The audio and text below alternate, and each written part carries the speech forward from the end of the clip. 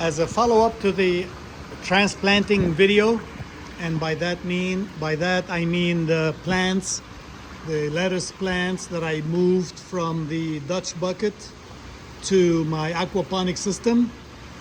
I basically dug them up from the perlite, washed off the roots as much as possible. I wanted to recycle the perlite, and I planted them here. So everything on the left half of these systems are the new plants. So these are the original plants that were in the system, and these are the new plants. So they struggled a little bit in the first few days, of course, transplant shock, but look at that, they're all growing well. Maybe the occasional one not doing too well. Well, actually this is bolting, so that's fine. That's bolting, that's fine. So it works, proving the point that the plants growing in the media in an aquaponic system or a hydroponic system, and that media there is 100% perlite, and this media here is expanded shale.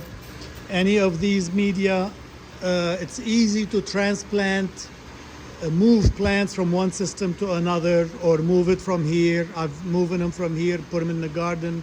They're still alive because you maintain most, if not all, the roots when you dig them up. All right, this is the follow-up video on the transplanting, and this is my garden, aquaponic garden as it looks today on January 5th. And soon all of these will be taken out. They're beyond their lifespan, of course.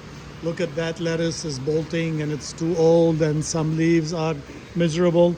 But I kept them because I mentioned this in previous videos. I kept them because I never like to see plants, aquaponic system empty without plants.